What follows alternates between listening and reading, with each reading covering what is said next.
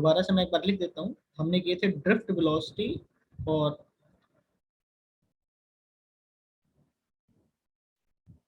Drift velocity के लिए मैंने आपको फॉर्मूलाज लिखवाए थे। V d is equal to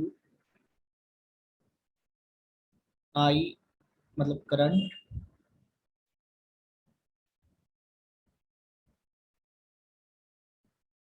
N E ए, इस आई बाय ए को मैंने जे लिख लिया था, तो जे डिवाइड बाय एन ई। जे को हम सिग्मा ई लिख सकते हैं,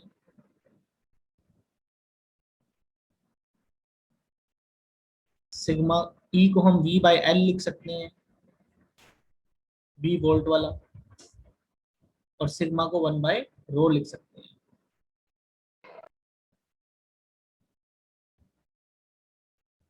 तो ये 5 फॉर्मूला मैंने आपको लिखवाए थे।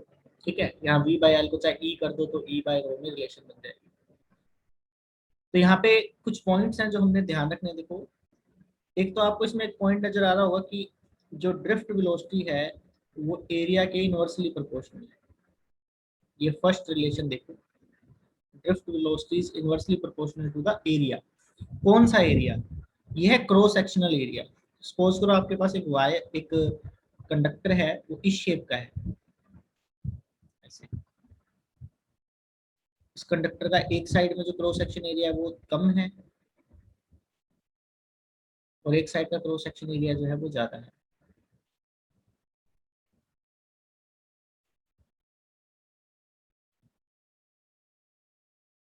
अब इस केस में क्या होगा, हम सपोज करते हैं कि इस वायर में करंट चल रहा है, तो ये क्रॉस सेक्शन एरिया A1 है, इधर वाला, ये वाला एरिया, और ये जो इधर वाली साइड का क्रॉस सेक्शन एरिया है वो है A2।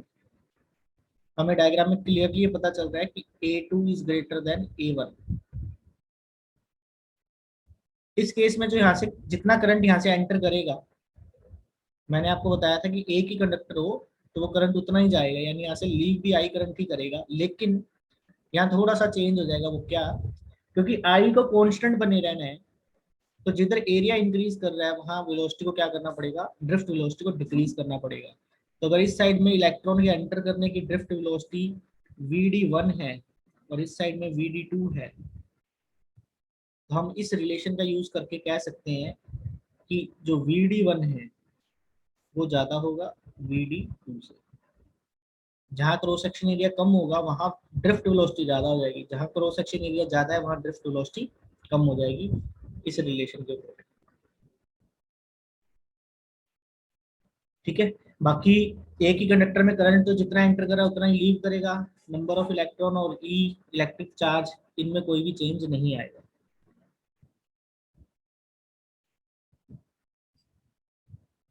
नेक्स्ट है हमारे पास,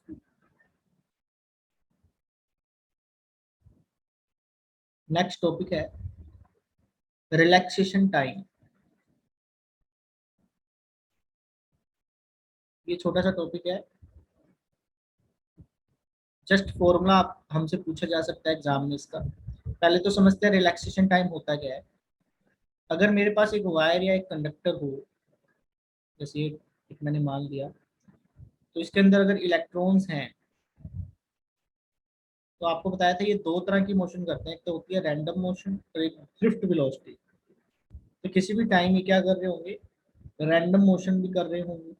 तो सपोज करो जैसे ये वाला इलेक्ट्रॉन मैं ज्यूम करता हूँ, ये इधर जाके इससे टकराया, किसी और से टकराया, फिर टकराया, फिर टकराया, वैसे मूव कर रहा है। चाहे इलेक्ट्रॉन इलेक्ट्रॉन से टकराए, टकराने का मतलब रिपेल हो जाए, या किसी एटम से, तो उसका जो पाथ है वो एक जैसा नहीं है। कहीं पर इसका पाथ देखो कम है, कहीं पर इसका पाथ जो है वो ज्यादा है, दो कोलिजन के बीच में। तो हम जो ये, जैसे यहाँ से यहाँ तक ये इससे टकराने के बाद नेक्स्ट एटम से टकरा रहा था, इसके बीच में कुछ टाइम के लिए क्या था, फ्री था। फिर दूसरे कोलिजन में भी फ्री था, फिर तीसरे कोलिजन में भी फ्री था। ये जो बीच में जो टाइम ये फ्री रहता है, इसे बोलते हैं रिलैक्सेशन टाइम। और हम क्या करते हैं कि इसका रिलैक्सेशन टाइम हर कोलिजन में अलग अलग आता है, तो हम उसका एवरेज रिलैक्सेशन टाइम ले लेते हैं।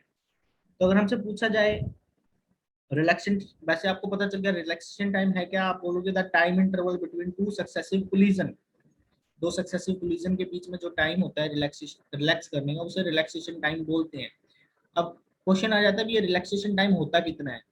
तो रिलैक्सेशन टाइम को ध्यान रखना, टाउ से रिप्रेजेंट करते हैं जैसे टॉर्क को करते थे, और इसका फॉर्मूला होता है mean free path, mean free path divide by RMS velocity, root mean square RMS velocity of electron.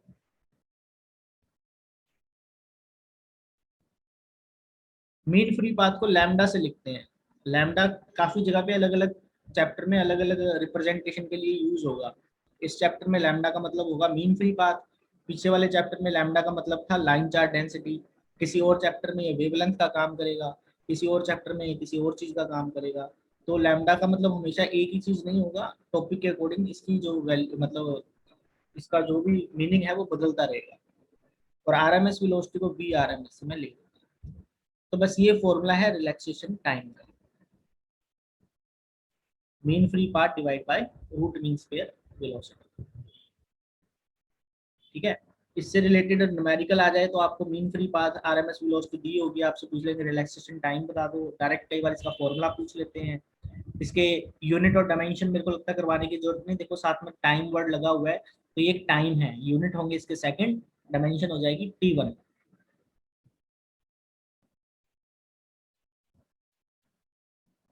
Next जो टॉपिक है ये इंपॉर्टेंट है, इसको ध्यान में रखना, ये एग्जाम में डायरेक्ट पूछा जाता है। इसको बोलते हैं मोबिलिटी।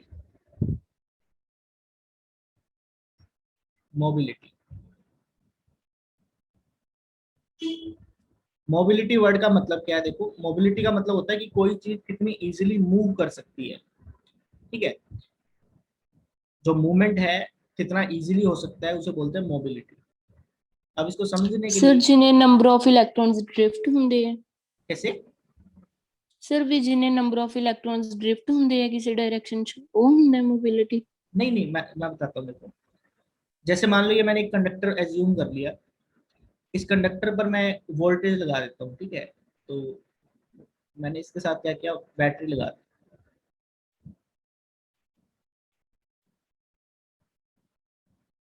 कुछ कुछ कॉन्सेप्ट है ना, मैं बीच बीच में रिपीट करता जाऊंगा ताकि आपको पक्के हो जाए।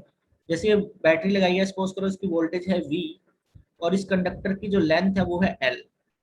तो कोई स्टूडेंट ये बता सकता है, देखो ये पॉजिटिव टर्मिनल से जुड़ा है, तो ये वाला जो कंडक्टर का एंड है ये पॉजिटिव पोटेंशियल पर हो जाएगा या हाई पोटेंशियल पर, और ये जो दूसरे वाला एंड है वो किस पर हो जाएगा, नेगेटिव या फिर लो पोटेंशियल पर। तो पॉजिटिव से नेगेटिव आपको पता है इलेक्ट्रिक फील्ड सेटअप हो जाएगी, ऐसे इलेक्ट्रिक फील्ड सेटअप हो जाएगी इसके बीच में कंडक्टर के अंदर। कोई स्टूडेंट मेरे को ये बता सकता है इस इलेक्ट्रिक फील्ड की वैल्यू कितनी होगी, इस इलेक्ट्रिक फील्ड की value in terms of V and L कितनी होगी, in terms of V upon L। V, yes sir. V upon L हो जाएगी ना।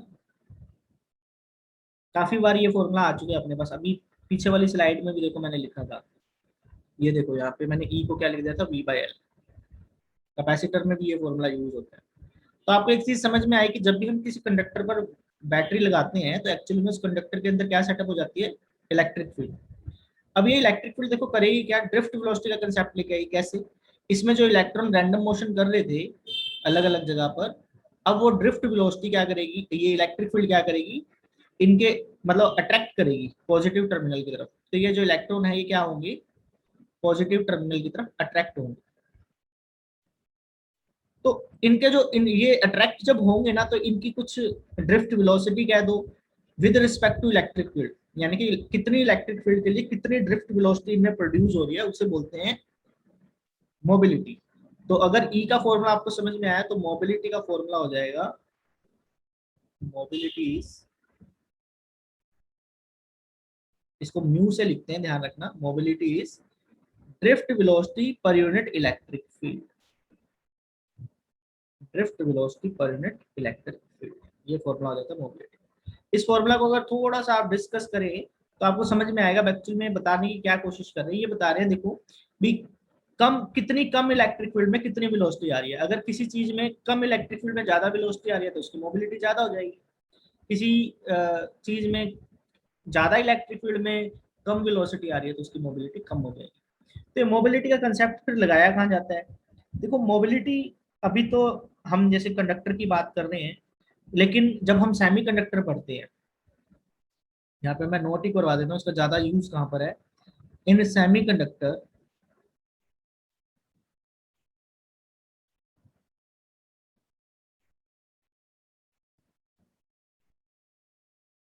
सेमीकंडक्टर में क्या होता है, हमारे पास इलेक्ट्रॉन होते हैं और होल होते हैं। तो जो इलेक्ट्रॉन होते हैं इनकी मोबिलिटी ज्यादा होती है, mobility of electron is greater than mobility of whole.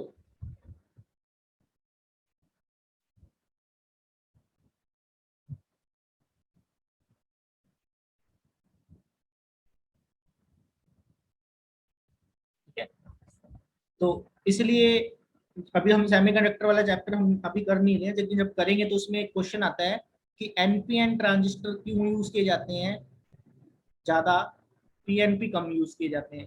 क्योंकि जो एनपीएन ट्रांजिस्टर होते हैं उनके अंदर इलेक्ट्रॉन्स की मूवमेंट ज्यादा होती है, तो वहां से हमें इस चीज का आंसर मिलेगा। यहाँ पे अपना काम सिर्फ इतना है कि मोबिलिटी का फॉर्मूला क्या है, मोबिलिटी है क्या, ये ध्यान में रखना। ये एडिशनल ध्यान में रख लेना, बाद में भी सेमीकंडक्टर वाले चैप्टर में भी इस चीज को मैं रिपीट करवाऊंगा कि mobility of electron is greater than mobility of holes. लेकिन इस फॉर्मूला को थोड़ा सामने अभी और भी डिस्कस करना है, सिर्फ इतने से फॉर्मूला से बात नहीं बनेगी, हमसे और भी क्या चीजें पूछी जा सकती है। देखो, एक तो बात आ जाएगी इसके यूनिट्स की, कि मोबिलिटी के यूनिट्स क्या होंगे। तो देखो, वेलोसिटी होते हैं मीटर पर सेकंड, और इलेक्ट्रिक फील्ड होती है न्यूटन पर कूलम। तो ये एक तरह का इसका क्या बन गया, यूनिट बन गया। इसको और भी किसी चीज में चेंज करना है, आप चेंज कर सकते हैं। जैसे इलेक्ट्रिक फील्ड को अगर मैं वोल्ट पर मीटर लिख दूं, वोल्ट पर मीटर, इस फॉर्मूला से समझ में आ रहा होगा, वोल्ट डिवाइड बाय मीटर है तो वोल्ट पर मीटर बन गया। तो इसे मैं metre per second divide by volt per metre लिख सकता हूँ। तो ये फॉर्मूला बन जाएगा metre square divide by volt. ये सेकंड पावर -1 है तो सेकंड को मैं नीचे लिख देता हूँ। तो ये वाला जो यूनिट है ना, काफी एग्जाम में पूछा गया है इसी फॉर्म में। चाहे आप रट्टा नहीं मारोगे, आप तो फॉर्मूला से ही, इस फॉर्मूला से यूनिट को ध्यान में रखोगे। Metre per second divide by newton per coulomb, metre per second volt per metre, इसी को थोड़ा सा रीअरेंज करके मैंने metre square divide by volt second लिख दिया। अगर डायमेंशन की बात आ जाए तो आप डायमेंशन भी बना लोगे इसकी। इस फॉर्मूला से डायमेंशन बनाना ज्यादा इजी है। देखो, मीटर के लिए आ जाएगा L1, पर सेकंड के लिए हो जाएगा T-1, न्यूटन के लिए हो जाएगा M1 L1 T-2, और C-1 का आ जाएगा A-1 T-1। कूलम की डायमेंशन सभी को ध्यान में है, 80 होती है, लेकिन यहाँ C-1 है इसलिए A-1 T-1। तो ये बन गया, देखो L1 L1 ये तो कैंसिल हो जाएगा, L1 से L1 है ना।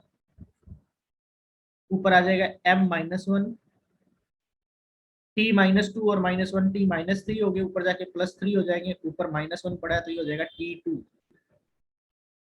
L है ही नहीं, L को चाहे ऐसे लिख लो, L0 कर दो यहाँ पर, L0 T2। फिर A-1 है नीचे, ये ऊपर जाके बन जाएगा A1। तो ये हो गया डायमेंशन फॉर्मूला ऑफ मोबिलिटी। बड़े आराम से किया तो भी 5-6 सेकंड ही लगे हैं। अगर आपकी थोड़ी सी प्रैक्टिस होगी तो एग्जाम में आपको गिनती के 5 सेकंड भी नहीं लगने, आप इसकी डायमेंशन फॉर्मूला वहीं पे तैयार कर सकते हो। इसलिए इसको डायमेंशन फॉर्मूला को भी याद रखने की जरूरत नहीं है। और क्या पूछा जा सकता है मोबिलिटी से रिलेटेड। देखो, मोबिलिटी का जो फॉर्मूला है ये है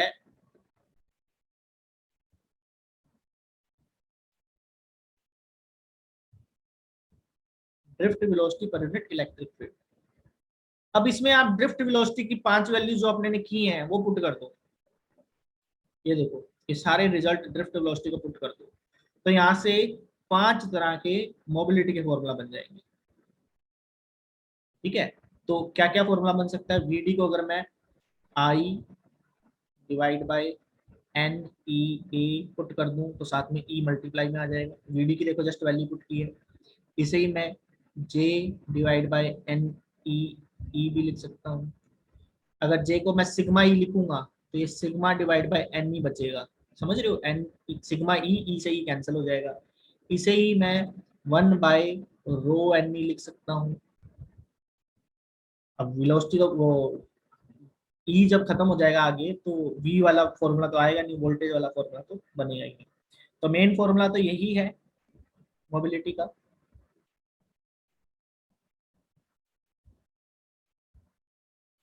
ऑप्शन टाइप क्वेश्चन में अलग अलग फॉर्म में दिए जाएंगे तो ये फॉर्मूला बन जाएंगे। ठीक है। अब आपको यहाँ से एक चीज जो मैं बार बार आपको बताता हूँ कि अब आपको सडनली पूछ लिया जाए जे बाई एन ई के यूनिट क्या बनेंगे, ये सिग्मा बाई एन ई के यूनिट क्या बनेंगे, 1/रो एन ई के यूनिट क्या बनेंगे।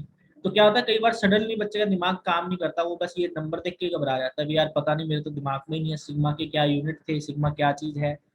तो आपको अगर इतना पता हो कि सिग्मा बाय एन ई 1/रो एन ई ये तो मोबिलिटी होती है, मोबिलिटी का फॉर्मूला होता है, तो आप जरूरी नहीं इस फॉर्मूला का यूज करो, आप उसका कोई डिफरेंट फॉर्मूला यूज करके उसके यूनिट और डायमेंशन बना सकते हो। इन सभी के यूनिट और इन सभी की डायमेंशन एक जैसी ही आएगी, क्योंकि ये सिर्फ एक ही चीज को रिप्रेजेंट करते हैं, मोबिलिटी। ठीक है। तो एक जो कंपैरिजन करना होता है ना दो चीजों के अंदर, वो करना आना जरूरी है अपने। एक फॉर्मूला को देख के हमें ये सोचना जरूरी है कि हम इस देख के सोचें थोड़ा सा भी यार ये फॉर्मूला किसी और भी चीज का है। ज्यादातर होता यही है बच्चों के साथ, एग्जाम में सडनली फॉर्मूला आ जाता है जे बाई एन ई। आपसे क्वेश्चन पूछ लिया कि फॉलोइंग में से मोबिलिटी का फॉर्मूला कौन सा है, ये ऑप्शन नहीं मिलेगा देखो आपको एग्जाम में, बड़े रेयर चांस है। ऐसे इन चारों में से कोई ऑप्शन मिल जाएगा, तो उसमें फिर आपको थोड़ा सा सोचना पड़ेगा ये फॉर्मूला देखने से। देखो मेरे को अगर कोई स्टूडेंट हो तो वो देख के कह सकता है भी ये फॉर्मूला ना दो फॉर्मूला का मिक्सचर लग रहा है, एक ड्रिफ्ट वेलोसिटी का और एक डिवाइड में इलेक्ट्रिक फील्ड है। तो थोड़ा सा जजमेंट अगर हम करें, थोड़ा सा सोचें 10 सेकंड के लिए, तो हमें आइडिया मिल जाता है कि ये फॉर्मूला किस चीज का है। तो मोबिलिटी से रिलेटेड ये सारे कंसेप्ट थे जो आपसे पूछे जा सकते हैं। ठीक है। अब आते हैं हम नेक्स्ट टॉपिक पर। नेक्स्ट टॉपिक है बेटा अपना ओम्स लॉ। ओम्स लॉ से सभी वेल फैमिलियर हैं, काफी टाइम से आप इसे पढ़ते आ रहे हो। तो ओम्स लॉ होता क्या है, देखो सीधा होता है V equal to I R, है ना। एक बात जो मैं बार बार बोलता हूँ, चीजें जितनी सिंपल दिखती हैं वो उतनी ज्यादा डिफिकल्ट होती हैं। तो एक सिंपल सा फॉर्मूला में, एक सिंपल से फॉर्मूला से भी ऐसा न्यूमेरिकल सेट किया जा सकता है जिसमें अच्छे अच्छे बच्चों के हाथ खड़े हो जाए। तो लाइट किसी भी चीज को नहीं लेके चलना है। ओम्स लॉ के अंदर बहुत कुछ पढ़ना है हमें। ओम्स लॉ सिर्फ V equal to I R नहीं है, बहुत कुछ होता है ओम्स लॉ के अंदर। तो सबसे पहली बात तो ये है, कुछ मेन पॉइंट मैं आपको डायरेक्ट लिखवा देता हूँ पहले, जो ओम्स लॉ से रिलेटेड डिफरेंट डिफरेंट एग्जाम में पूछे जाते रहे। बेटा कुछ लॉ होते हैं वो होते हैं यूनिवर्सल लॉ, और कुछ लॉ आपने देखे सिंपल लॉ होते हैं, है ना। तो यूनिवर्सल लॉ का मतलब होता है कि एक ऐसा लॉ जो आप यूनिवर्स में मून पर चले जाओ, मार्स पर चले जाओ, हर जगह वैलिड होगा, उसे बोलते हैं यूनिवर्सल लॉ। जैसे अपना ये है ग्रेविटेशन लॉ होता है, ग्रेविटेशनल फोर्स का फॉर्मूला होता है, वो यूनिवर्सल है। लेकिन ये जो ओम्स लॉ है ना, ये यूनिवर्सल नहीं है, तो मैं लिख देता हूँ ओम्स लॉ। कुछ पहले इंपॉर्टेंट पॉइंट नोट कर लेते हैं। ओम्स लॉ इज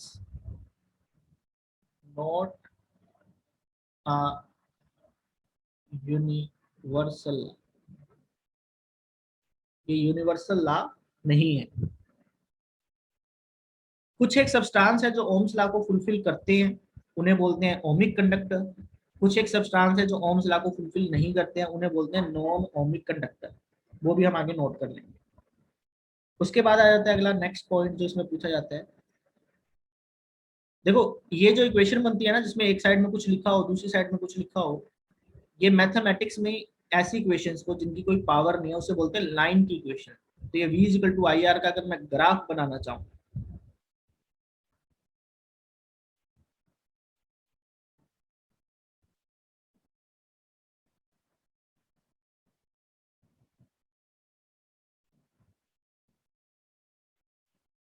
मैं इसका ग्राफ बनाऊं, एक साइड में मैं ले लेता हूँ I,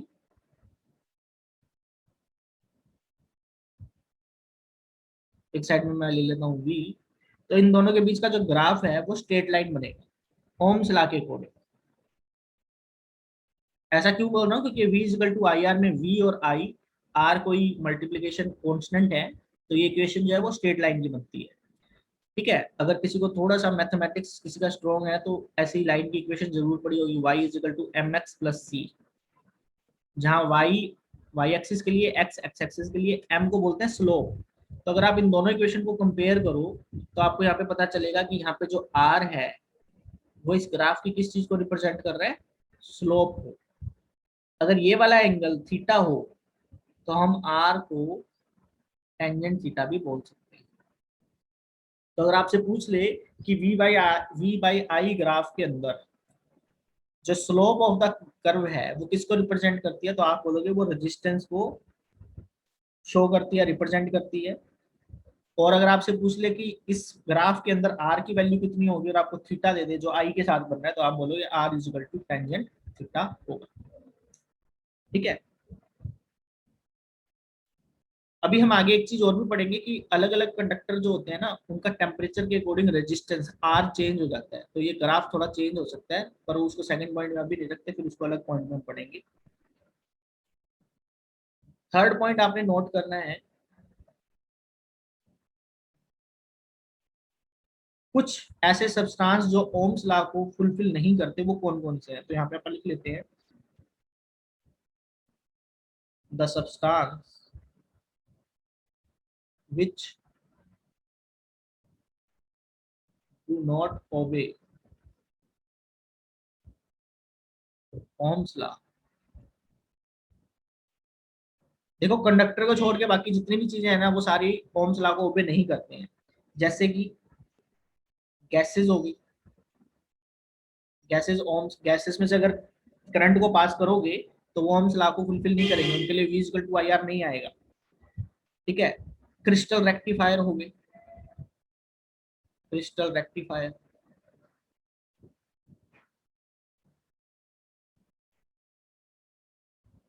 और ट्रांजिस्टर हो गए।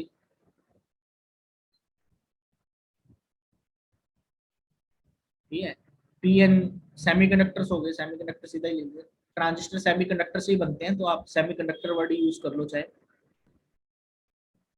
पीएन जंक्शन डायोड हो गया, ट्रांजिस्टर हो गया, वो सब सेमीकंडक्टर से बनते हैं।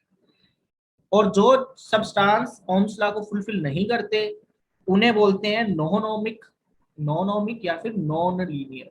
ये भी ध्यान में रखना, नॉन ओमिक और नॉन लीनियर। तो आपसे पूछा जा सकता है कि नॉन ओमिक या नॉन लीनियर सब्सटेंस कौन से होते हैं जो ओम्स लॉ को फुलफिल नहीं करते। आपको ऑप्शन में मिल जाएगा अभी, फॉलोइंग में से नॉन ओमिक कौन है। तो बेटा जितने भी तरह के मेटल या कंडक्टर हैं वो सारे के सारे ओम्स लॉ को फुलफिल करते हैं। जो गैसेस होगी, क्रिस्टल रेक्टिफायर हो गई, ट्रांजिस्टर या सेमीकंडक्टर से कोई भी बनी हुई चीज होगी, पीएन जंक्शन डायोड हो गया, जिनर डायोड हो गया, लाइट एमिटिंग डायोड हो गया, ये सब ओम्स लॉ को फुलफिल नहीं करते। ठीक है, तो ये 3 पॉइंट ओम्स लॉ के हमने ध्यान में रखने हैं। अब ओम्स लॉ में हम देखो, पीछे करंट, सबसे पहले चैप्टर में हमने पोटेंशियल को पढ़ लिया, फिर अभी जब हम पीछे सारा काम जो कर रहे थे वो करंट का कर रहे थे। अब इसमें हमारे लिए अननोन क्वांटिटी रेजिस्टेंस है, तो अब हमें सारा काम जो है वो किसके लिए करना है, रेजिस्टेंस के लिए करना है। तो अब रेजिस्टेंस को डिटेल में पढ़ते हैं।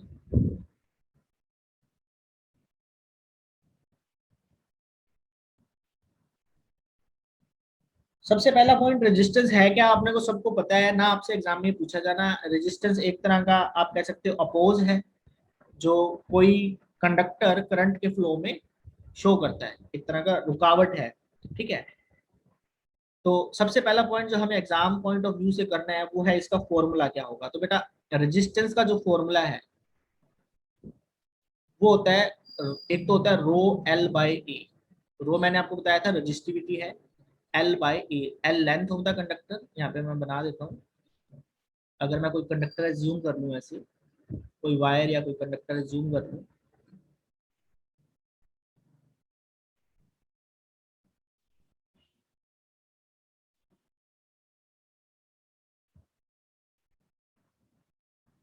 तो ये वाला जो साइड है इसे बोलेंगे क्रॉस सेक्शन एरिया ए।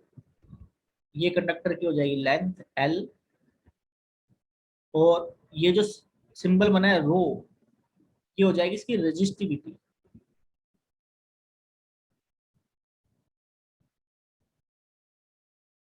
आपके एग्जाम में मैं इतना बता सकता हूँ, आपको भी रेजिस्टेंस या रेजिस्टिविटी से रिलेटेड एक क्वेश्चन पक्का ही आएगा। तो इस रेजिस्टेंस वाले को पूरा, रेजिस्टिविटी, कंडक्टिविटी, काफी सारे टॉपिक आएंगे इसमें, वो सारे थोड़े ध्यान से समझ के रखना।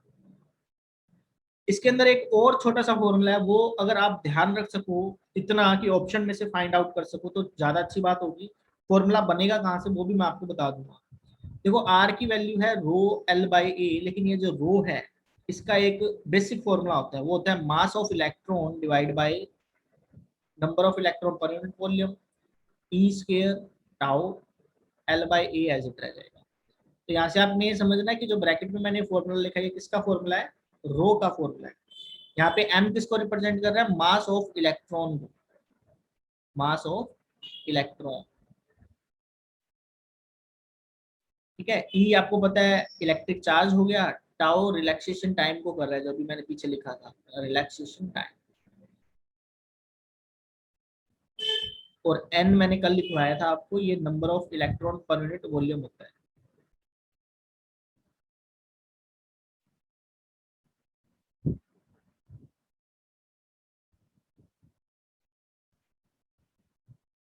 इसमें आपने ध्यान क्या रखना है, आप देखो यहाँ पर रो जो है वो directly proportional to mass of electron है, rho is directly proportional to mass of electron, या resistance is directly proportional to mass of electron. तो आप ये ध्यान में रखना, आर पूछ ले तो भी मास ऑफ इलेक्ट्रॉन के डायरेक्टली प्रोपोर्शनल है, एम भी मतलब मास ऑफ इलेक्ट्रॉन, रो भी directly proportional to mass of electron है। दूसरा पॉइंट ये ध्यान में रखना कि resistance is inversely proportional to relaxation time and rho is also inversely proportional to relaxation time। ये जो दो चीजें हैं मास और इलेक्ट्रॉन, मास और रिलैक्सेशन टाइम पर, ये एग्जाम में पूछ ली जाती है कि रेजिस्टेंस या रेजिस्टिविटी मास ऑफ इलेक्ट्रॉन पर या रिलैक्सेशन टाइम पर इस तरह से डिपेंड करती है। अगर ये दो चीजें ध्यान में रह जाएंगी तो साथ में बस एन स्क्वायर मल्टीप्लाई में, और कोई बड़ी बात नहीं है। ठीक है, तो मैं फॉर्मूला के साथ साथ आपको कोशिश करता हूँ ये चीजें भी लिखवाता जाऊँ जो एग्जाम में किसी फॉर्मूला से रिलेटेड पूछ सकते हैं आपसे। फॉर्मूला क्लियर हो गया सभी को रेजिस्टेंस के, रेजिस्टेंस के V equal to I R formula तो होता ही होता है, वो यहाँ पे और लिख देता हूँ मैं, यहाँ पे क्या बन जाएगा, V बाय आई भी बन जाएगा, वोल्ट डिवाइड बाय करंट। तो रेजिस्टेंस के ये तीन ही फॉर्मूला है अपने पास, V by I Ohm's law से, R is equal to rho L by इसके बेसिक जो फॉर्मूला ड्राइव करते हैं वहां से ये बनता है formula।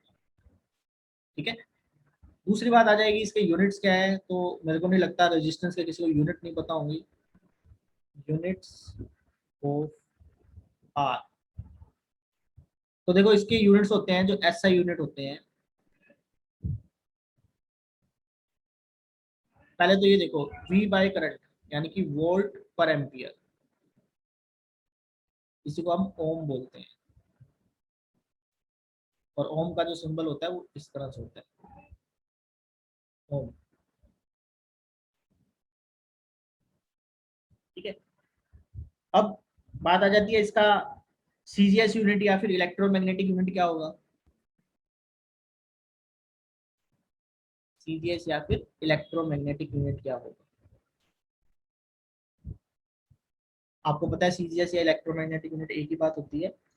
तो आप अगर वोल्ट और एम्पियर की value in terms of EMU put कर दो तो आपको वैल्यू मिलेगी सीजीएस यूनिट ईएमयू, और 1 ओम जो है, यहाँ पे डायरेक्ट हम लिख देते हैं थोड़ा सिंपल करके,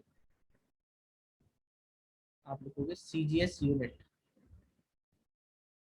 is equal to EMU electromagnetic unit, और 1 ohm is equal to 10⁻⁻⁹ electromagnetic unit of resistance.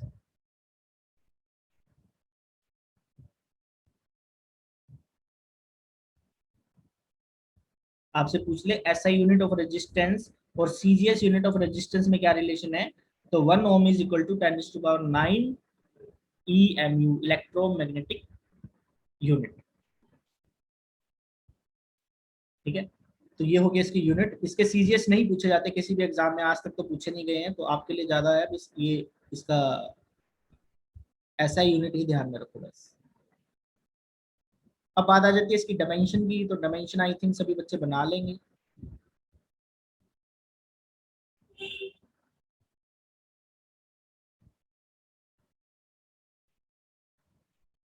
Dimension आप चाहे इस फॉर्मूला से बना लो सिंपली, V/R वाले फॉर्मूला से, तो V/I वाले फॉर्मूला से।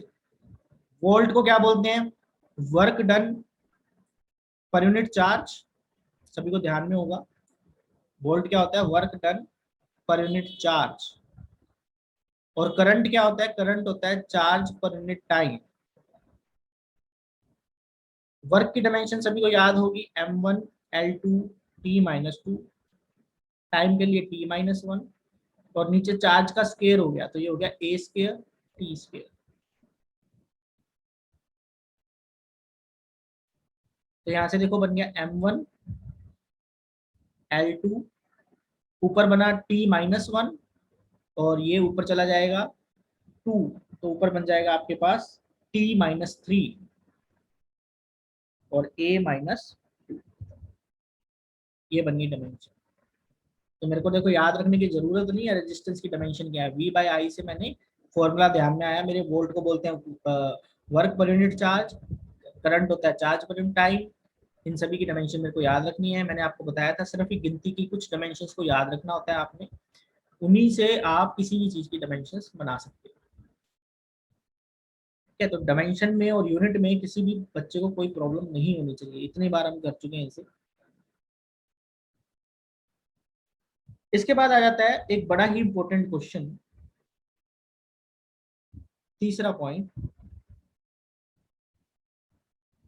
रेजिस्टेंस किन किन चीजों पे डिपेंड करती है? Dependence of resistance.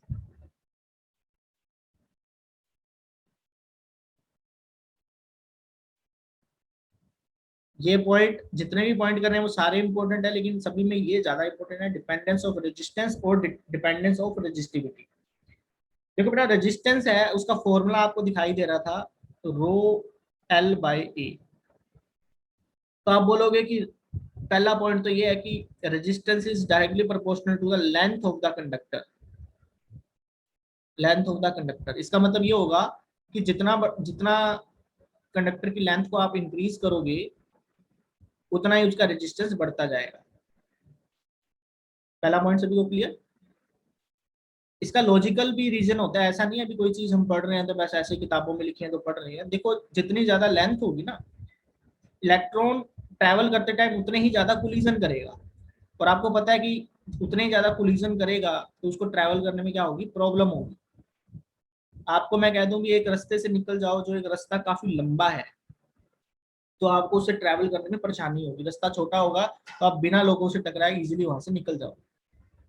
दूसरा आपको यहाँ से दिख रहा है कि ये inversely proportional to area of cross section है। एरिया ऑफ क्रॉस सेक्शन,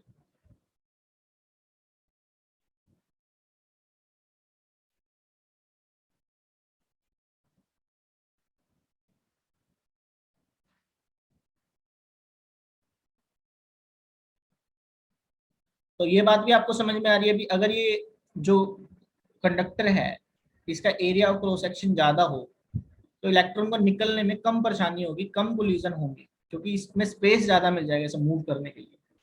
तो इसे आप ऐसे समझ सकते हो कि आपको जाना पड़े एक रास्ता जिसकी विड्थ कम हो और एक रास्ता जिसकी विड्थ ज्यादा हो, तो ज्यादा विड्थ वाले में ट्रैफिक जाम नहीं होगा, आप इजीली उसमें से निकल सकते हो। और तीसरा पॉइंट हमें यहाँ से दिखाई दे रहा है कि resistance is directly proportional to the resistivity of the material. तो आप 3 पॉइंट इस तरह से रेजिस्टेंस के ध्यान में रखोगे। अब इन 3 पॉइंट को ना अपन लैंग्वेज में कैसे बोलते हैं, देखो लैंग्वेज में बोलने के लिए हम ये तरीका यूज करते हैं, जब चीजें आ जाए लेंथ पर या एरिया ऑफ क्रॉस सेक्शन पर डिपेंड करें, तो इन 2 पॉइंट्स को बोलते हैं बेटा कन्फिग्रेशन, ठीक है, या शेप एंड साइज। इसको क्या बोल, इन 2 पॉइंट्स को आप क्या बोल सकते हो? शेप एंड साइज, या फिर क्या बोल सकते हो? कन्फिग्रेशन। ये एग्जाम की लैंग्वेज है। कैसे? आपसे पूछा जा सकता है कि रेजिस्टेंस किस चीज पर डिपेंड करती है, ऑप्शन में आ जाए shape and size, configuration, resistivity, और एक कोई और ऑप्शन दे दे, तो उसमें आप कहोगे कि सर आपने बताया था लेंथ और एरिया पर डिपेंड करती है, रो पर डिपेंड करती है, शेप एंड साइज या कॉन्फ़िगरेशन तो बताया नहीं था। तो शेप एंड साइज या कॉन्फ़िगरेशन का मतलब यही तो होता है कि लेंथ कितनी है, एरिया ऑफ क्रॉस सेक्शन कितना है, किस शेप का है वो। तो लेंथ ऑफ कंडक्टर और एरिया ऑफ क्रॉस सेक्शन को सेपरेट सेपरेट ना बोल करके ऐसा भी बोल सकते हैं कि रेजिस्टेंस जो है वो किसी कंडक्टर की शेप एंड साइज, या फिर रेजिस्टेंस ऑफ अ कंडक्टर किस पर डिपेंड करती है, कॉन्फ़िगरेशन ऑफ द कंडक्टर पर डिपेंड करती है। और तीसरा पॉइंट है रेजिस्टिविटी। इस रेजिस्टिविटी को आप बोल सकते हो nature of the material, nature of the material बोला जा सकता है। तो मैंने आपको सारे पॉसिबल कॉम्बिनेशन बता दिए कैसे डिपेंड करती है। अब देखो रजिस्टिविटी मैंने बताया, रेजिस्टेंस जो है वो रजिस्टिविटी के डायरेक्टली प्रोपोर्शनल है। अब यहाँ पर एक चीज को जरा ध्यान से समझो। नेक्स्ट चीज हम ये करेंगे कि रजिस्टिविटी किन किन चीजों पर डिपेंड करती है। रजिस्टिविटी दो चीजों पर डिपेंड करेगी, एक नेचर ऑफ मटेरियल पर और एक टेम्परेचर पर। तो जिन चीजों पे रेजिस्टिविटी डिपेंड करती है, आर डायरेक्टली उन्हीं पर डिपेंड करना स्टार्ट कर देगा। तो यहाँ पर लिखने को लिख सकते हो आप फोर्थ पॉइंट भी कि resistance also depend upon temperature, also depends upon temperature. अब ये चीज हम यहाँ पर नहीं लिख सकते कि ये कैसे डिपेंड करता है, टेम्परेचर बढ़ाने से इंक्रीज हो जाएगा या डिक्रीज हो जाएगा, क्योंकि डिफरेंट डिफरेंट मटेरियल के लिए ये डिफरेंट डिफरेंट तरह का फिनोमिना शो करता है। किसी के लिए टेम्परेचर बढ़ाने से बढ़ जाता है, किसी के लिए टेम्परेचर कम करने से कम हो जाता है। उसके लिए हम एक टेबल बनाएंगे, उसमें नोट कर लेंगे। ठीक है, तो ये फॉर्मूला हो गया, डिपेंडेंस हो गया।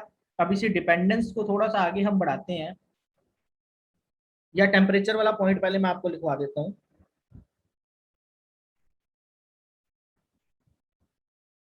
Dependence of, sir meeting over होने वाली है। हाँ ये खत्म होने वाली है, चलो इसे रीजॉइन करके स्टार्ट करते हैं। ओके, तो हम कर रहे हैं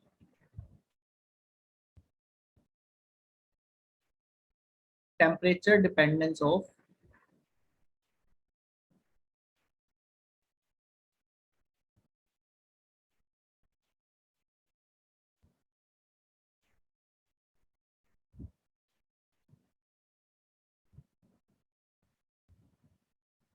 रेजिस्टेंस। ये भी एक इंपॉर्टेंट पॉइंट है रेजिस्टेंस का, जिसके ऊपर क्वेश्चन एग्जाम में पूछा जाता है, तो इस पर भी हम इंपॉर्टेंट मार्क कर लेते हैं। तो टेम्परेचर पर रेजिस्टेंस कैसे डिपेंड करती है, इसके इसमें काफी दो तीन तरह के फॉर्मूला हैं, और उनको थोड़ा सा मॉडिफाइड भी करना है हमने अलग अलग तरीके से, कैसे कैसे इस पर न्यूमेरिकल, बेसिकली ये जो टेम्परेचर डिपेंडेंस ऑफ रेजिस्टेंस है ना, इसमें न्यूमेरिकल आ जाता है। तो बड़ा लाइट सा न्यूमेरिकल होगा, घबराने की इसमें जरूरत नहीं होगी। कुछ चीजें हैं, पहले मैं फॉर्मूला लिख देता हूँ, देखो R T is equal to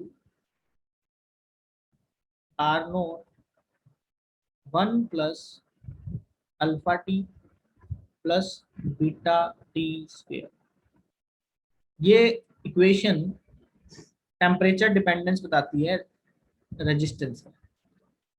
अब यहाँ पर आपको पहले ये पैरामीटर पहचानने होंगे भी कौन सा पैरामीटर किस चीज को रिप्रेजेंट कर रहा है। देखो यहाँ पर जो मैंने आर नोट लिखा है, ये है resistance at 0 degree Celsius, resistance at 0 degree Celsius. यानी आपने कोई कंडक्टर लिया, उसका रेजिस्टेंस 0 डिग्री सेल्सियस पर आपको पता है भी 100 ओम है। तो आपसे क्या कह रहा हूं मैं, जैसे आपके पास एक कंडक्टर है, आपको बोला भी देखो भाई इस कंडक्टर का जो रेजिस्टेंस है वो है 100 ओम, कितने पर, 0 डिग्री सेल्सियस पर। तो अभी मैंने पीछे बताया ना टेम्परेचर चेंज करने से रेजिस्टेंस बदलता है। तो आपसे कह देंगे भी ठीक है, तो ये बताओ भी इसका रेजिस्टेंस कितना होगा एट 100 डिग्री सेल्सियस। तो टेम्परेचर बढ़ाने से कितना हो जाएगा, वो इसी फॉर्मूला से बताया जा सकता है। अब इस फॉर्मूला में थोड़ा सा मॉडिफिकेशन भी होता है, वो भी आपने नोट रखना है। एक्चुअल फॉर्मूला यही है जो सबसे एक्यूरेट फॉर्मूला है, लेकिन हम इसमें थोड़ा सा चेंज कर सकते हैं। वो चेंज क्या है, ये फॉर्मूला तभी वैलिड होता है जब टेम्परेचर हो ज्यादा 300 डिग्री सेल्सियस से। ये फॉर्मूला तभी वैलिड है कि आपको कह दिया कि 0 डिग्री सेल्सियस पर टेम्परेचर इतना है, बताओ 400 डिग्री सेल्सियस पर कितना रेजिस्टेंस हो जाएगा।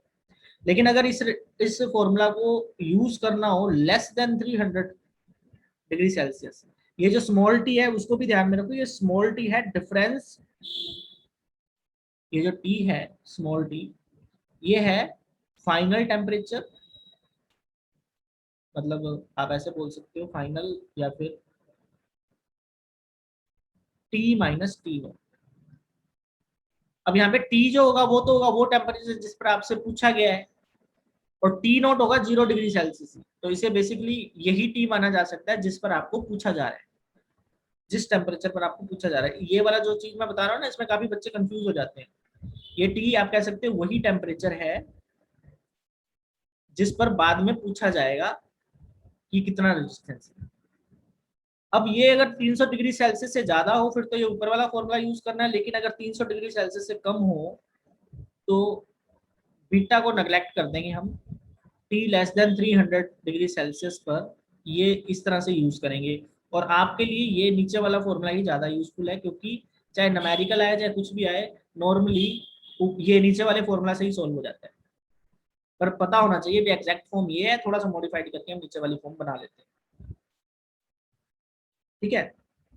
अब यहाँ पर ये जो अल्फा वर्ड आ रहा है और बीटा वर्ड आ रहा है ये क्या है, ये भी नोट कर लेते हैं। देखो ये अल्फा और बीटा है, इन्हें बोलते हैं temperature coefficient, temperature coefficient.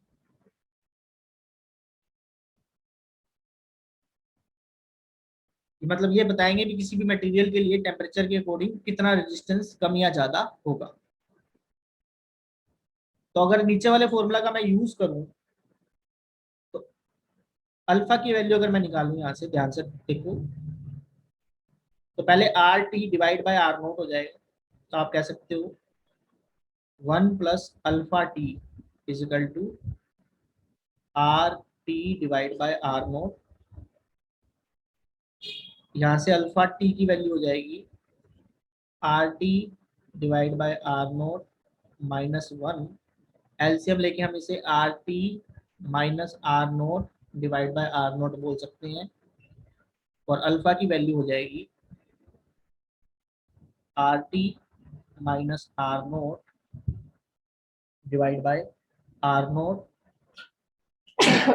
Sorry R naught into.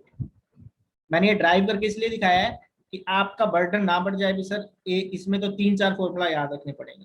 3-4 नहीं है, यही फॉर्मूला ध्यान में रखना है। इसी से मैंने अल्फा की वैल्यू निकाली है। कोई बच्चा भूल जाए एग्जाम में विद इन 5 सेकंड निकाल सकता है कि अल्फा की वैल्यू ये है।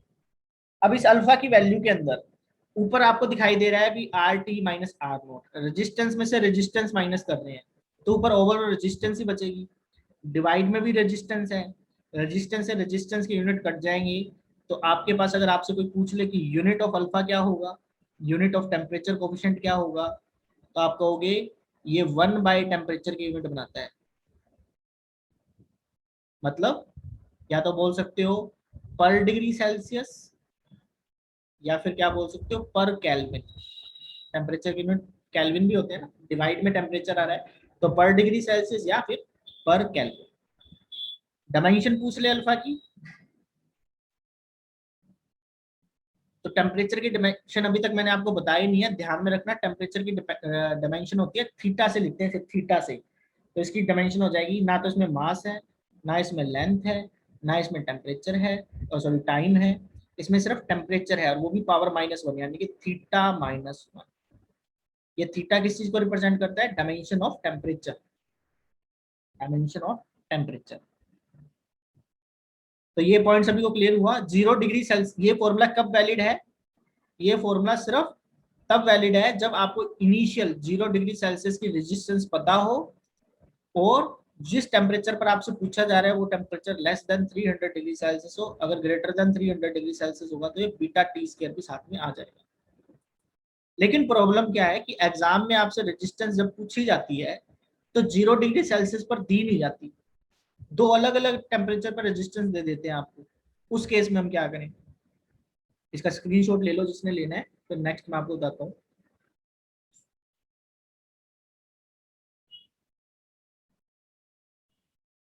क्या कह रहा हूं मैं, if R1 and R2 are the resistance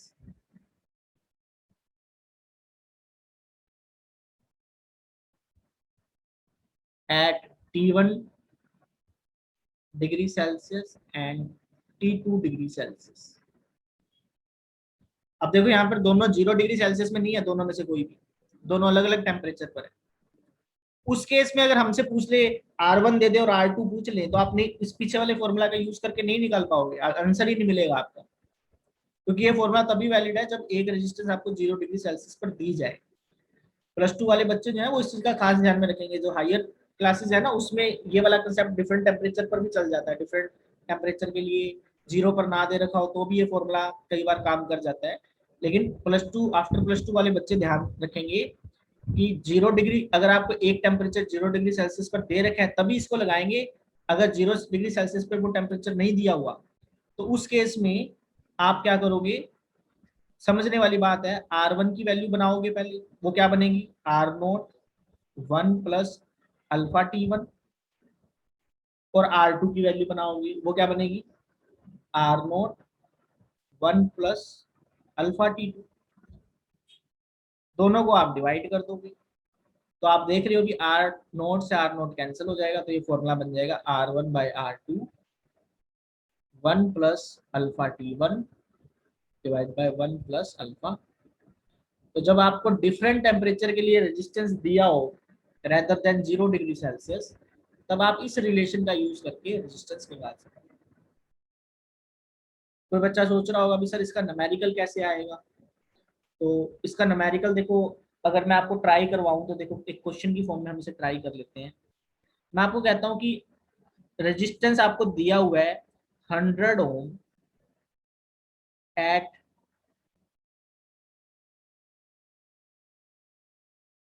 30 degree Celsius. ठीक है, आपको रेजिस्टेंस दिया है 100 ओम एट 30 डिग्री सेल्सियस। आपको बताना है मुझे रेजिस्टेंस एट 50 डिग्री सेल्सियस, या थोड़ा सा इजी बना लेते हैं 60 डिग्री सेल्सियस। 60 डिग्री सेल्सियस पे आपने मेरे को रेजिस्टेंस बताना है कितना होगा, और अल्फा आपको दिया हुआ है 0.01 पर डिग्री सेल्सियस। स्टेटमेंट इसी तरह मिलेगी आपको, एक बड़ी सी कहानी बना रखी होगी, उसमें लिखा होगा कि आपको कॉपर मटेरियल या कोई मटेरियल दे दिया, उसका रेजिस्टेंस 30 डिग्री सेल्सियस पर 100 ओम है, 60 डिग्री सेल्सियस पे बताओ कितना होगा। अल्फा की वैल्यू आपको दी होगी, टेम्परेचर ऑफ कोफिशिएंट दिया होगा। एक हैबिट बनानी है आपने, बड़ी अच्छी बना लोगे तो काम आती रहेगी सारी लाइफ टाइम आपकी। कोई भी क्वांटिटी जब आपको दी जाती है तो एग्जाम में इसको लिख दिया अभी अल्फा दिया हुआ है, या उसमें लिख दिया टेम्परेचर कोफिशिएंट दिया हुआ है। बेटा एक हैबिट अच्छी ये बनाओ कि जब भी किसी चीज को आप पढ़ो तो साथ में यूनिट जरूर पढ़ो, क्योंकि यूनिट होते हैं कंफर्मेशन कि आपको क्या क्वांटिटी दी हुई है।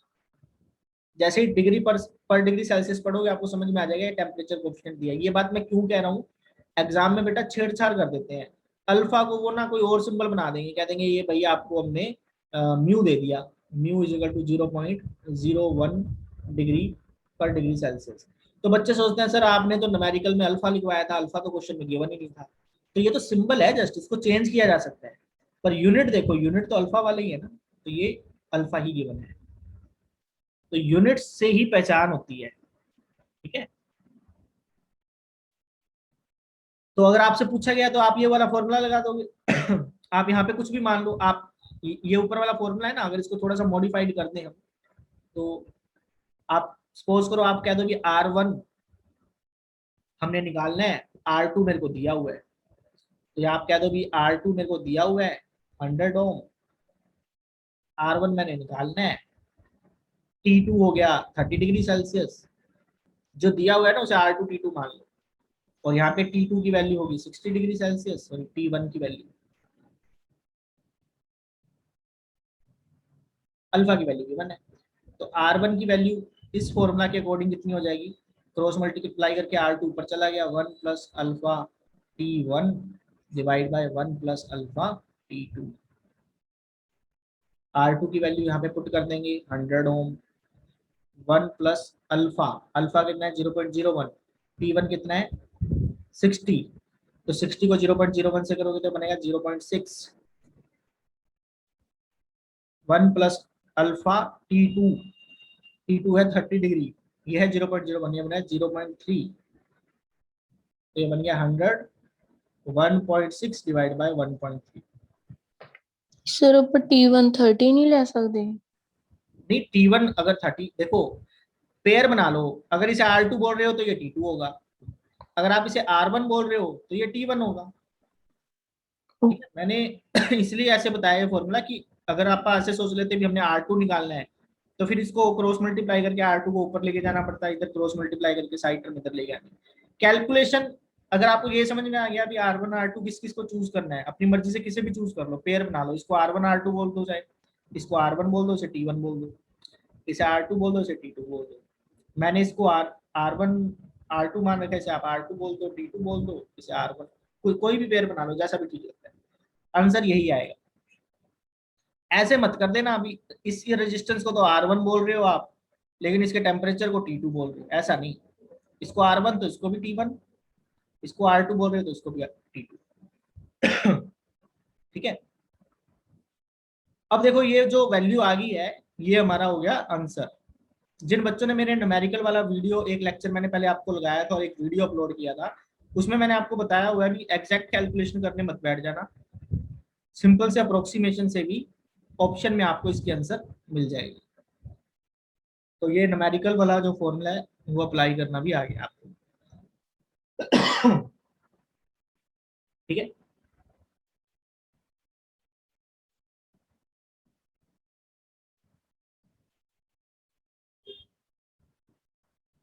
अब एक इसमें हमने जो आगे फर्दर एक चीज और ध्यान में रखनी है, वो क्या, कि जो अल्फा है टेम्परेचर कोफिशिएंट, वैसे तो ये कांस्टेंट रहेगा, इसकी वैल्यू चेंज नहीं होगी, बट किसी एक मटेरियल के लिए, यानी कि जो अल्फा है ना, अगर आपसे पूछ ले कि अल्फा किस पर डिपेंड करता है, तो आप ये लिखोगे alpha depends upon the nature of material.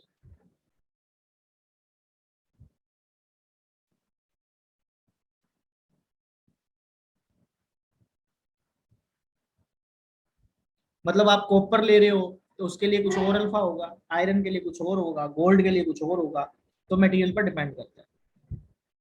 अब आपसे ये भी पूछा जा सकता है अभी डिफरेंट डिफरेंट मटेरियल के लिए अल्फा की वैल्यू क्या होती है ना।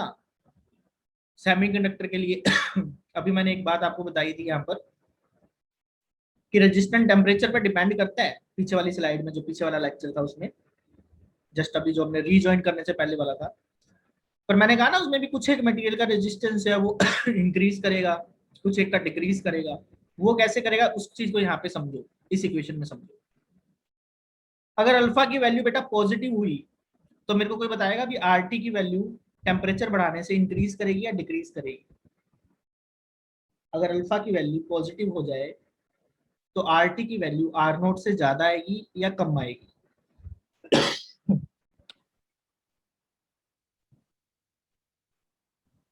बताओ।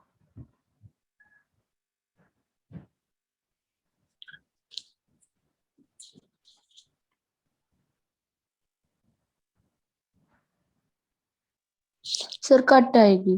ज्यादा आएगी। देखो इस चीज को सर क्यों सर इनवर्सली नहीं है, मतलब नहीं नहीं, जेड़ा अल्फा आप ले रहे?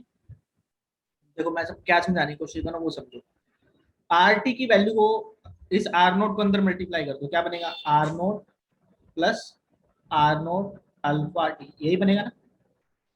देखो आर नोट रेजिस्टेंस है तो ये एक पॉजिटिव क्वांटिटी है। टेम्परेचर आप बढ़े हुए टेम्परेचर पे पूछ रहे हो, यानी ये जो टी है ये भी पॉजिटिव है। मैंने कहा अगर अल्फा भी पॉजिटिव हो तो आर नोट में ओवरऑल कोई क्वांटिटी आप जोड़ रहे हो ना, जैसे आर नोट पीछे वाले न्यूमेरिकल में कितना था, 100 था, उसमें कुछ चीज जुड़ी है, इसमें कितनी भी जुड़ी हो, चाहे एक ही जुड़ा हो, तो ये बनेगा कितना, 101।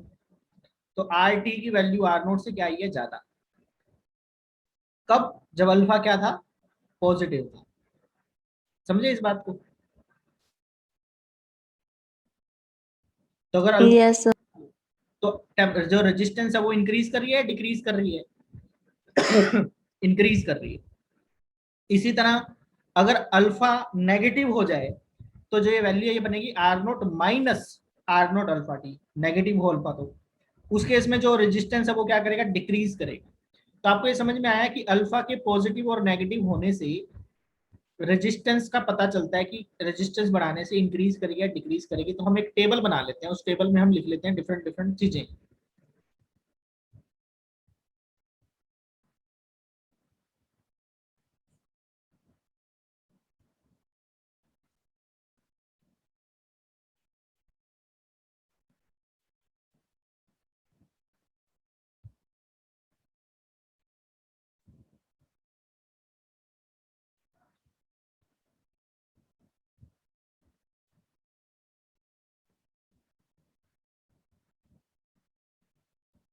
देखो इसमें एक टाइप मैं लिख रहा हूँ कि मटेरियल कौन सा है,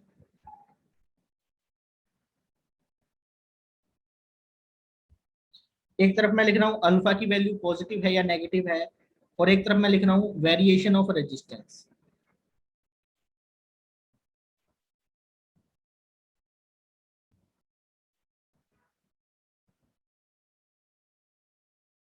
मटेरियल मतलब क्या आपके पास दिया हुआ सब्सटेंस मेटल या फिर कंडक्टर है, दिया हुआ सब्सटेंस एक इंसुलेटर या नॉन मेटल है,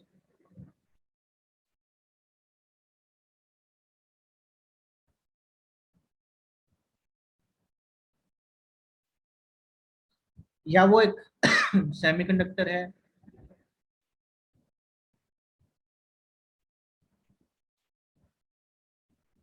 या इलेक्ट्रोलाइट है,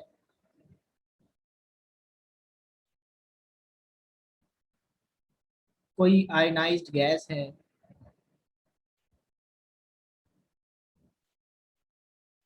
या फिर एलोय है। एलोय आपको पता होगा, डिफरेंट डिफरेंट तरह के ट्रांजिशन मेटल को मिलाने के बाद एलोय बन जाता है, जैसे स्टील है, गन मेटल है ना। तो मेटल के लिए पॉजिटिव होता है अल्फा,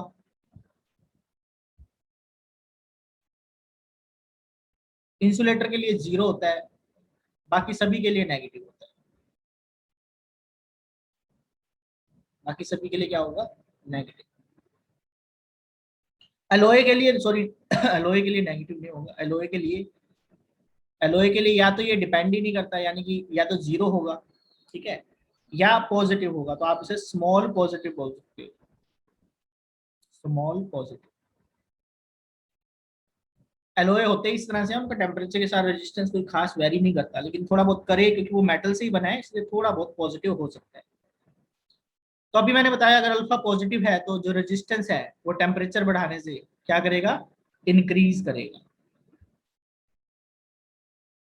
अगर अल्फा की वैल्यू जीरो है तो टेम्परेचर वेरिएशन वाली इक्वेशन देखो, अल्फा की वैल्यू अगर जीरो कर दें तो R T is equal to R naught आ जाएगा, R T is equal to R naught, यानी रेजिस्टेंस वेरी नहीं करेगा, तो इसके लिए हम कह देंगे इंडिपेंडेंट। इंसुलेटर का रेजिस्टेंस जो है वो टेम्परेचर पे डिपेंड नहीं करता। नेगेटिव के लिए हम कह देंगे डिक्रीज, डिक्रीज, डिक्रीज, यानी सेमीकंडक्टर, इलेक्ट्रोलाइट और आयनाइज गैस, इन तीनों के लिए अगर आप टेम्परेचर बढ़ाओगे तो इनका रेजिस्टेंस क्या करेगा, टेम्परेचर बढ़ाने से डिक्रीज करेगा। और एलओए का मैंने आपको बताया भी वो पहली बात तो जीरो होगा या थोड़ा बहुत वेरी करेगा, तो आप इसे लिख सकते हो ऑलमोस्ट कांस्टेंट, यानी कि ऑलमोस्ट चेंज नहीं होगा, ऑलमोस्ट कांस्टेंट, थोड़ा बहुत वेरी करेगा लेकिन सिग्निफिकेंटली वेरी नहीं करेगा, कांस्टेंट जैसा ही होगा। तो ये टेबल भी बड़ी इंपॉर्टेंट है कि अल्फा की वैल्यू या टेम्परेचर बढ़ाने से किन चीजों का रेजिस्टेंस बढ़ जाता है, सिर्फ मेटल का बढ़ता है, नॉन मेटल और एलॉय का ऑलमोस्ट सेम रहता है, और सेमीकंडक्टर, इलेक्ट्रोलाइट और आयनाइज का अल्फा नेगेटिव होता है, रेजिस्टेंस टेम्परेचर बढ़ाने से डिक्रीज कर जाता है। इससे पिछली स्लाइड करना सर, ये वाली है इससे, ये इससे पिछली, ये वाली सर। ठीक है sir, okay sir. Okay.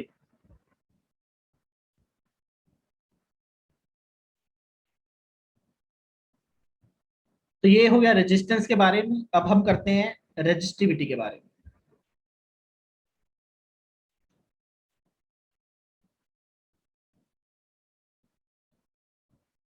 Resistivity किसे बोल रहे हैं? सिग्मा को बोल रहे हैं, सॉरी रो को बोल रहे हैं, रो, resistivity row.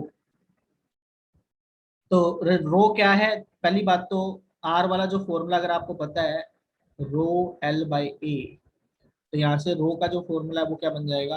Are A by L.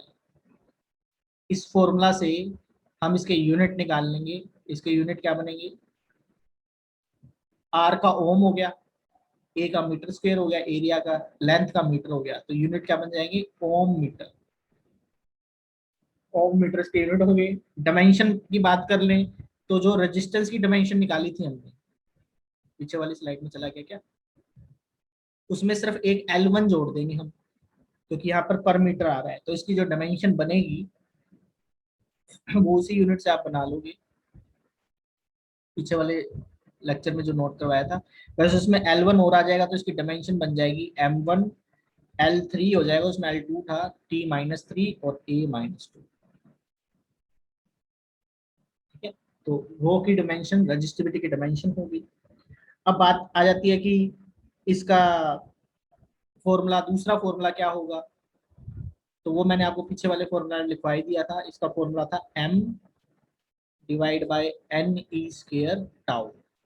इससे पता चल रहा है कि rho is directly proportional to m, rho is inversely proportional to tau. तीसरा पॉइंट है कि रेजिस्टेंस किसी मटेरियल की कैसी प्रॉपर्टी है? ये ना एक इंट्रिंसिक प्रॉपर्टी है। इंट्रिंसिक प्रॉपर्टीज और एक्सट्रिंसिक प्रॉपर्टीज होती है मटेरियल की। जो शेप साइज पर डिपेंड करते हैं उन्हें बोलते हैं एक्सट्रिंसिक, जो शेप और साइज पर डिपेंड नहीं करती है उसे बोलते हैं इंट्रिंसिक। तो यहाँ पर एक लाइन लिख लेते हैं हम, रेजिस्टिविटी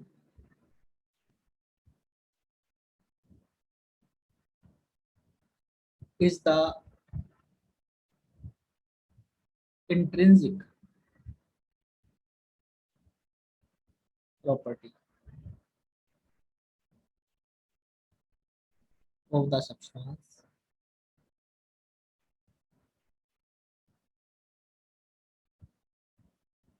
इसका मतलब है कि it is independent of shape and size of the body.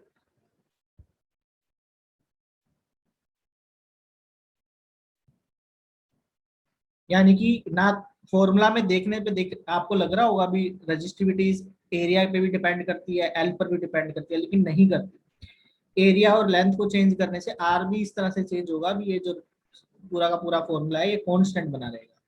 तो ना तो रो ए पर डिपेंड करता है एरिया ऑफ क्रॉस सेक्शन पर, ना ही लेंथ ऑफ द कंडक्टर पर डिपेंड करता है। ठीक है, और क्या हम इस चीज में इसमें ध्यान रखना है हमने?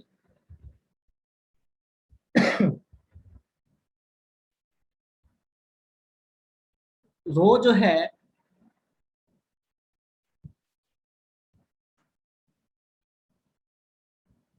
मटेरियल, नेचर ऑफ मटेरियल पर भी डिपेंड करता है। Rho depends upon the nature of material.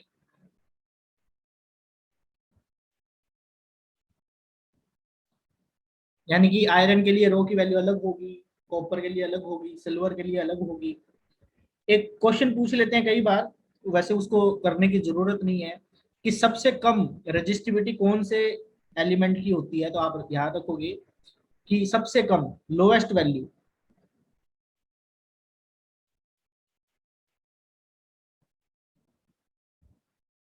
Silver के लिए, सिल्वर के लिए रो की वैल्यू सबसे कम होती है। इसकी वैल्यू सिल्वर के लिए 10⁻⁻8 ओम मीटर तक होती है, जो सबसे कम है। और अगर हाईएस्ट वैल्यू पूछ ले, हाईएस्ट वैल्यू वैसे तो आप कहोगे कि इंसुलेटर जो है उनके लिए इनफाइनाइट हो जाएगी, लेकिन किसी कंडक्टर के लिए पूछ ले हाईएस्ट कितनी है, कंडक्टर या एलओए के लिए, तो ये सबसे ज्यादा होती है क्वार्ट्ज के लिए। ठीक है, वो भी मेल्ट फ्यूज्ड, और इसके लिए इसकी वैल्यू जो है वो नियरली 10⁻16 ओम मीटर होती है। देखो ये पॉजिटिव पावर है, वो नेगेटिव पावर। तो आपसे सिल्वर वाला पूछा जा सकता है, क्वार्ट्ज, फ्यूज क्वार्ट्ज के लिए तो शायद पूछे, कि सबसे कम वैल्यू रेजिस्टिविटी की किसके लिए होती है, सिल्वर के लिए। इसलिए हम ये बोल सकते हैं कि अगर आपसे पूछ लिया जाए कि एक सबसे अच्छा कंडक्टर कौन है, तो आप बोलोगे सिल्वर सबसे अच्छा कंडक्टर इलेक्ट्रिसिटी का होता है। और एक चीज ये ध्यान में रखो, रेजिस्टिविटी ज्यादा होगी तो कंडक्टर कैसे बढ़िया होगा वो? कैसे? अगर रेजिस्टिविटी ज्यादा तो कंडक्टर बढ़िया थोड़ी होगा। रेजिस्टिविटी ज्यादा होना मतलब बैड कंडक्टर, रेजिस्टिविटी कम होना तो मतलब आप कंडक्टर के लिए बोल रहे हो ना? कैसे? आपने कंडक्टर और एलॉय के लिए बोला ना?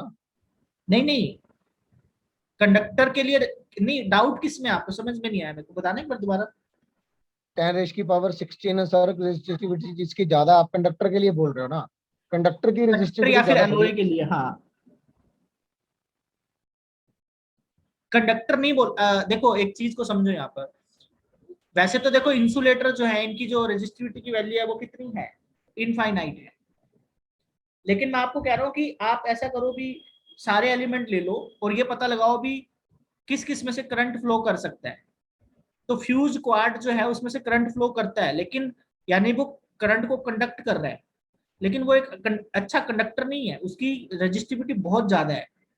तो आप मतलब अगर ऐसा कहना चाहते हो कि इसके लिए कंडक्टर वर्ड यूज ना करें तो वो भी सही है, क्योंकि इससे ज्यादा तो सेमी कंडक्टर की आ जाएगी कंडक्टिविटी। लेकिन बस ये बोलने का तरीका था समझाने का कि जिनमें से करंट पास हो सकता है उसमें उन चीजों में से सबसे हाई वैल्यू किसके लिए मिलती है, फ्यूज क्वार्ट्स के लिए मिलती है।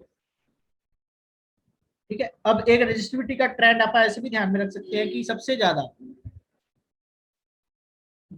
ज्यादा जो वैल्यू है वो है इंसुलेटर के लिए, इससे कम वैल्यू होती है एलओए के लिए, इससे कम होती है सेमीकंडक्टर के लिए,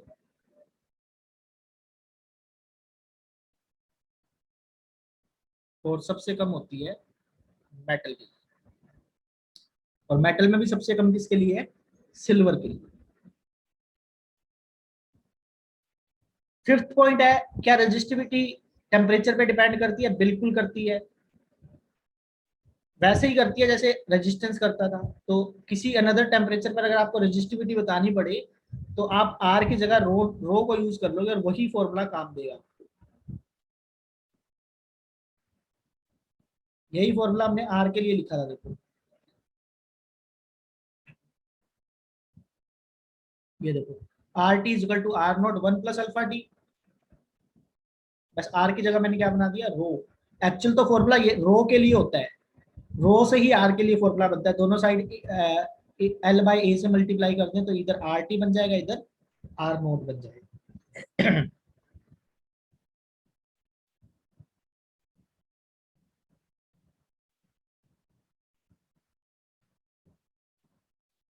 इसके बाद आ जाता है अपने पास कंडक्टिविटी।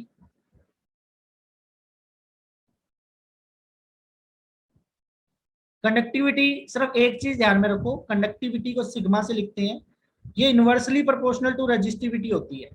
सारा काम ही हो गया आपका। कैसे? इसके यूनिट की बात हो जाए तो जो यूनिट रेजिस्टिविटी के थे उसको इन्वर्स कर देंगे, यानी कि यूनिट ऑफ सिग्मा कितने बन जाएंगे, पर ओम, महो पर ओम, पर मीटर। इसकी डायमेंशन की बात हो जाए तो जो सर पॉजिटिव, ਇਹਨੂੰ ਮਹੋ ਵੀ ਲਿਖ ਸਕਦੇ ਆ हाँ इसको MHO। मो भी बोलते हैं, इसको मो भी बोलते हैं। और जो मो है इसे सीमेंस भी बोल देते हैं, इसका जो सिंबल होता है वो ऐसे होता है उल्टा। ओम का जो सिंबल होता है उसका उल्टा बना। अब इस पे -1 नहीं लगाएंगे पावर, ये बस ये रिप्रेजेंट करता है, इन्वर्ट करके बने। डायमेंशन क्या हो जाएंगे, डायमेंशन जो कंडक्टिविटी की डायमेंशन थी उसमें पॉजिटिव को नेगेटिव पावर कर देनी है, तो ये बन जाएगा M-1 L-3 T3 A2।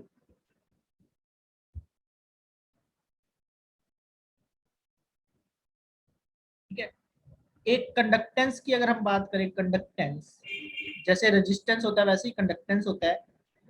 Conductance को C या G से लिख देते हैं।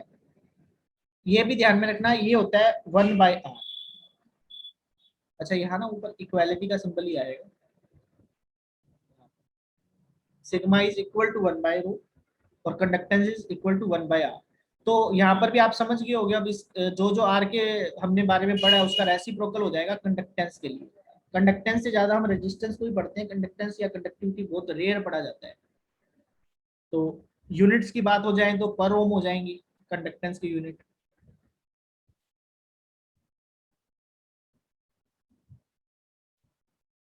एक तो कंडक्टेंस का फॉर्मूला 1/r बन गया, या फिर इसे ऐसे भी बोल सकते हैं सर A डिवाइड, महो पर मीटर आएगा। हाँ सिग्मा का रो पर मीटर, महो पर मीटर। मोह, हाँ मोह पर मीटर, ओम पर मीटर, ओम पर मीटर बोल दो या मोह पर मीटर। मोह ओम का उल्टा होता है, ओम इज इक्वल टू 1/मोह। कंडक्टेंस ही हो गया फिर सर, ये कंडक्टेंस की यूनिट होगी। हाँ कंडक्टेंस की, वो इसी में लिखवा रहा हूँ ना मैं। तो कंडक्टेंस का फॉर्मूला 1/r, या फिर ए रो बाय एल, या फिर 1/रो को सिग्मा कर दें तो सिग्मा A/L। तो ये तो फॉर्मूला बन जाएगी कंडक्टेंस की। और इसका यूनिट क्या बनेगा, या तो को 1/ओम, या फिर कह दो पर ओम, या फिर बोल दो मो, उल्टा बना दो, ये साइमन भी, सिंबल है इसे उल्टा। SI साइमन, ठीक है, सीमन भी होता है ना सर। हाँ हाँ। तो ये हो गया अपने पास कंडक्टेंस और कंडक्टिविटी, ये पूरा इससे रिलेटेड। अब अगर कोई क्वेश्चन बनता है तो आपका इसी से टैकल हो जाएगा वो। कुछ प्रॉपर्टीज हैं, कुछ फॉर्मूला, यूनिट, डायमेंशन। रेजिस्टेंस से लेके ना स्ट्रेचिंग ऑफ वायर या कंप्रेसिंग ऑफ वायर वाले न्यूमेरिकल्स होते हैं, वो अपन कल करेंगे। और कलर कोड भी करने हैं रेजिस्टेंस के, और रेजिस्टेंस की कॉम्बिनेशन भी करनी है, फिर सेल भी है, फिर आगे व्हीटस्टोन ब्रिज और भी है, काफी सारा कुछ काम है इस चैप्टर में। फिर ये जा रहा कि पूरा चैप्टर आपका खत्म हो जाएगा। तो आज यहीं पर इसको स्टॉप कर रहे हैं। सर क्रैश कोर्स के सारे